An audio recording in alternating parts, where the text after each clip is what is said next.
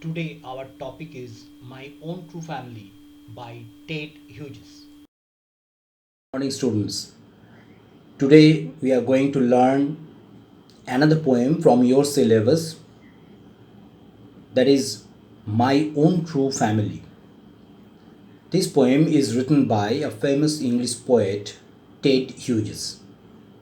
The poem is all about our nature, our environment, and the importance of protecting that environment, not for their sake but for the sake of human world. So let us get into the poem, and then we will discuss about the theme and the point of view of the poet in this poem. Once I crept in an oak wood. I was looking for a stag. I met an old woman there, all novelistic and rag. She said, I have your secret here inside my little bag. So in the first stanza of the poem, we find that the poem is written in first person. That means, once I crept in an oak wood. Here I refers to the poet himself. The poet moved slowly into an oak wood. একটা okay গাছের জঙ্গলে ধীরে ধীরে তার প্রবেশ হলো। কেন তিনি প্রবেশ করলেন? Because he was looking for a stag. Stag মানে মেল ডিয়ার, হরিণ। একটা হরিণকে খুঁজতে খুঁজতে তিনি প্রবেশ করলেন ওক গাছের জঙ্গলে। এখানে এই oak wood and stag, both the words are used symbolically. With the advent of civilization, so-called modern civilization, we, the human being, are destroying the forest at a rapid rate. সভ্যতার নামে আমরা দিনের পর দিন জঙ্গল কেটে পরিষ্কার করে দিচ্ছি। এখানে এই ওক গাছের জঙ্গলটা সেই জঙ্গলটাকেই রিপ্রেজেন্ট করছে। And looking for a stag, here stag representing the shelter that the human being is finding every now and then. জঙ্গল পরিষ্কার করে সেখানে বড় বড় ইমারত তৈরির যে খেলায় মানুষ মেতে উঠেছে, এখানে সেটাকেই সিম্বলাইজ করা হচ্ছে। I met an old woman there, all novelistic and rag. সেখানে কবির দেখা হলো একটি বয়স্ক মহিলার সাথে। কীরকম মহিলা? অল নবলিস্টিক, একটা দুর্বল লাঠি হাতে, অ্যান্ড র্যাগ, ট্যাটার্ড ক্লোথস, এবং ছেঁড়া পোশাকের একটি মহিলা, মানে দুর্দশাগ্রস্ত একটি বৃদ্ধ মহিলার সাথে দেখা হলো। Here the old woman actually is representing the forest. Old means aged, old means experienced. এ পৃথিবী সৃষ্টির প্রথমেই কিন্তু সৃষ্টি হয়েছিল জঙ্গল, কিন্তু সেই জঙ্গল, সেই বৃদ্ধ জঙ্গল আজ নবলি, দুর্বল, অ্যান্ড ইন আ ট্যাটার্ড ক্লোথস, ছিন্ন পোশাকে তাকে আমরা দেখতে পাচ্ছি। কারণ তাকে তো আমরাই ধ্বংস করেছি। তা সেই মহিলা, the old woman who is representing the forest community, said, I have your secret here inside my little bag. আমার এই ছোট্ট ব্যাগের ভেতরে লুকিয়ে রয়েছে তোমার রহস্য। কাকে বলল? The poetic persona, the poet himself, তাকে বলল যে এই ব্যাগের ভেতরেই লুকিয়ে আছে তোমার সেই রহস্য। এবার আমরা সেকেন্ড স্ট্যান্ডাতে যাব এবং সেখানে দেখব যে কী রহস্যের কথা তিনি বলছেন। Then she began to cackle, and I began to quack. She opened her little bag, and I came twice awake, surrounded by a stirring tribe, and me tied to a stake. তাহলে second স্ট্যান্ডাতে আমরা যেটা দেখছি, the old woman, she then she began to cackle, she বলতে এখানে সেই বৃদ্ধ মহিলা, সে ক্যাকলিং করতে শুরু করলো। ক্যাকলিং মানে হচ্ছে খিক খিক করে হাসা, সে হাসতে শুরু করলো।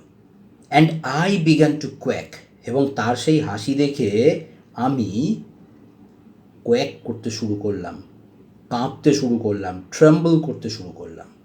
এখানে এই যে ক্যাকলিং, এই ক্যাকলিংটা কিন্তু সিম্বলাইজ করা হচ্ছে।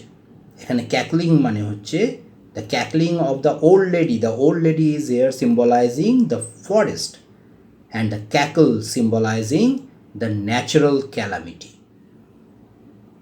যখন প্রাকৃতিক দুর্যোগ হয় তখন আমরা তথাকথিত সভ্য মানুষেরাও কিন্তু ভয়ে কাঁপতে থাকি। So the cackling of that old lady made the poet afraid and he began to tremble, that is quack. তারপর কি হলো? She opened her little bag and I came twice awake. সে তার ছোট্ট ব্যাগটা ওপেন করলো, খুলে ফেললো, যে ব্যাগের ভেতরে লুকিয়ে রয়েছে কবির রহস্য। আর সেই ব্যাগ খোলার সঙ্গে সঙ্গে কবির কী হলো? কেম টুয়াইস অ্যাওয়েক, তিনি দুবার জেগে উঠলেন। এই যে টুয়াইস অ্যাওয়েক, এই কথাটা কেন বলা হয়েছে? কারণ আমাদের মানুষের মনের দু রকমের বোধ কাজ করে। একটা হচ্ছে আমাদের বাহ্যিক বোধ, আর একটাকে বলি আমরা অন্তরাত্মা। একসাথে যেন দুটো জেগে উঠল কবির। এই যে জেগে ওঠা, এটাকে আমরা বলতে পারি a transmission from ignorance to knowledge. অজ্ঞতা থেকে জ্ঞানের জগতে যেন প্রবেশ ঘটল কবির। তিনি চমকে উঠলেন, কিন্তু এই চমকে ওঠার সঙ্গে সঙ্গে তার বোধোদয় হলো। কি দেখলেন তিনি? Surrounded by a staring tribe and me tied to a stake. আমার চারপাশে ঘিরে রয়েছে আমার দিকে তাকিয়ে থাকা একদল আদিবাসী, ট্রাইব। আর আমাকে কি করা হয়েছে? টাইড টু আ স্টেক, একটা খুঁটির সঙ্গে আমাকে বেঁধে রাখা হয়েছে। এই যে ট্রাইব, ট্রাইব কাদেরকে বলা হয়? আদিবাসী, মানে পৃথিবীর আদি বাসিন্দা। Here this tribe represents the ancient inhabitant of this earth, that is the trees, the forest. তারাই আদিবাসীর রূপ নিয়ে এখানে কবিকে একটা খুঁটির মধ্যে বেঁধে রেখেছে। কেন বেঁধে রেখেছে দেখি আমরা। They said, "We are the oak trees and your own true family. We are chopped down, we are torn up. You do not blink an eye. Unless you make a promise now you are going to die." সেই stirring tribe, তার মানে the tribe that represents the forest, সেই okay গাছগুলো এবার বলে উঠল। কি বলে উঠল? বলল, we are oak trees and your own true family. আমরা হলাম ওক গাছ এবং আমরাই তোমার সত্যিকারের পরিবার। This is the universal truth.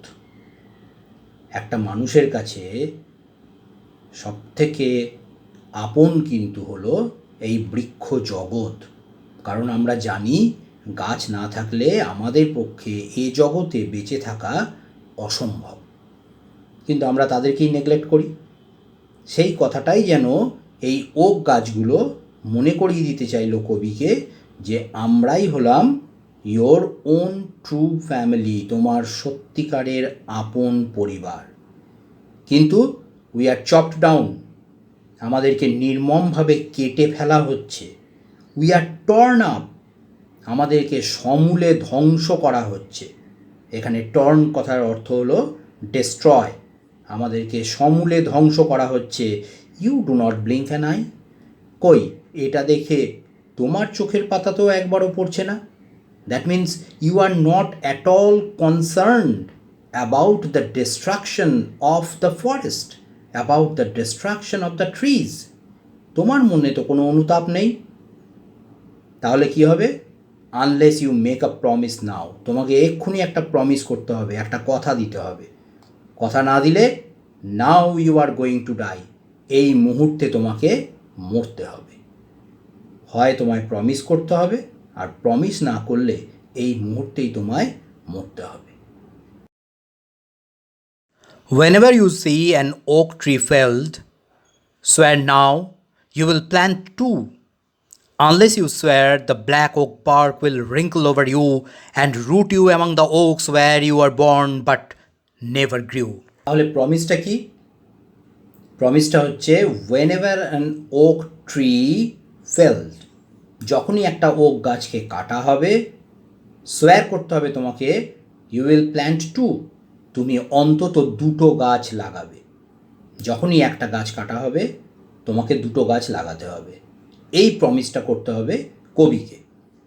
যদি না হয়, আনলেস ইউ সোয়ার, যদি তুমি এই কথা না দাও, যদি তুমি এই প্রমিস না করো, the black oak bark will wrinkle over you, তাহলে এই কালো ওক গাছের ছাল তোমাকে রিঙ্কল ওভার করে দেবে, তোমাকে সাফোকেট করে মেরে দেবে, তোমার দম বন্ধ করে তোমাকে হত্যা করবে।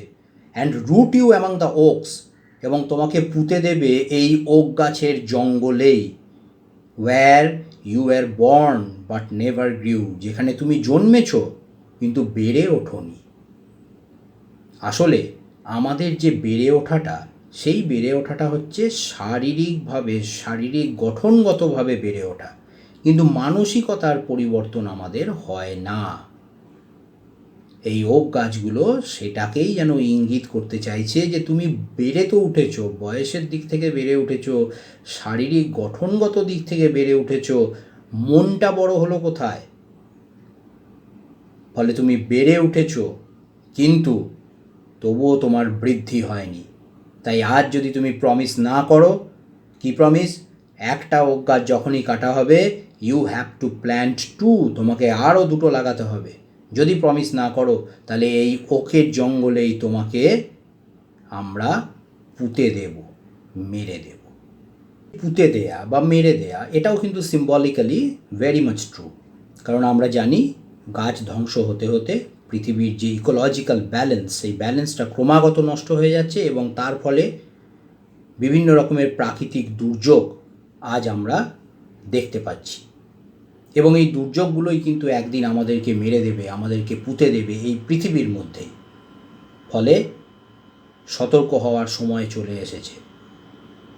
একটি গাছ কাটার সঙ্গে সঙ্গে যদি আমরা দুটি গাছ লাগাতে না পারি, তাহলে সত্যিই একদিন আসবে যখন এই পৃথিবীতেই আমাদেরকে পুঁতে দেয়া হবে, আমাদের কিচ্ছু করার থাকবে না।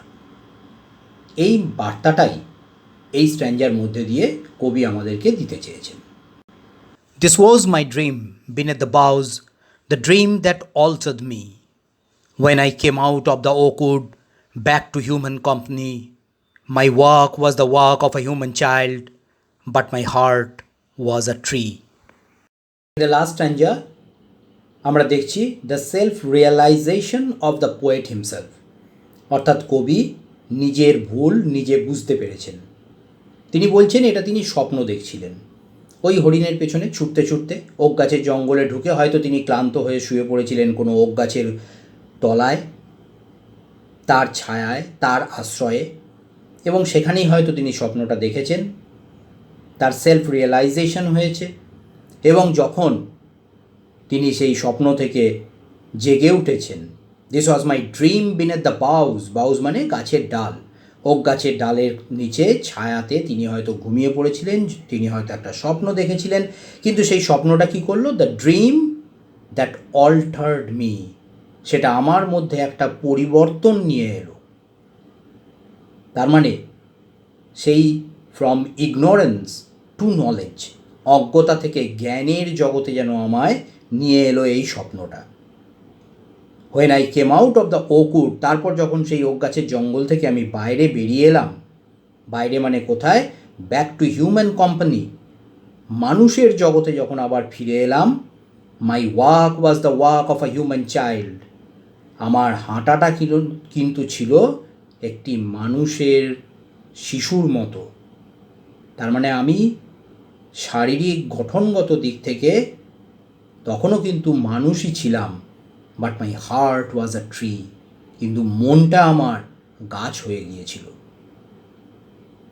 And this is the message, this is the main theme of the poem. The poet Ted Hughes wanted to convey the message to the so-called modern human beings that we must stop to destroy the trees, to destroy the forest, and plant more and more trees, not for their sake, but for the sake of this human world, for the sake of this human civilization. Because without forest, it will be impossible for us to survive in this universe. তো এটাই ছিল আমাদের এই কবিতার মূল বক্তব্য। একটি গাছ একটি প্রাণ, ওয়ান প্ল্যান্ট ওয়ান লাইফ। এই কবিতাটা পড়ার পর আমি সকলকেই বলি যে আজই অন্তত একটি গাছ তোমরা লাগিও, কবির স্বপ্নকে সফল করার জন্য, এ পৃথিবীকে ধ্বংসের হাত থেকে রক্ষা করার জন্য।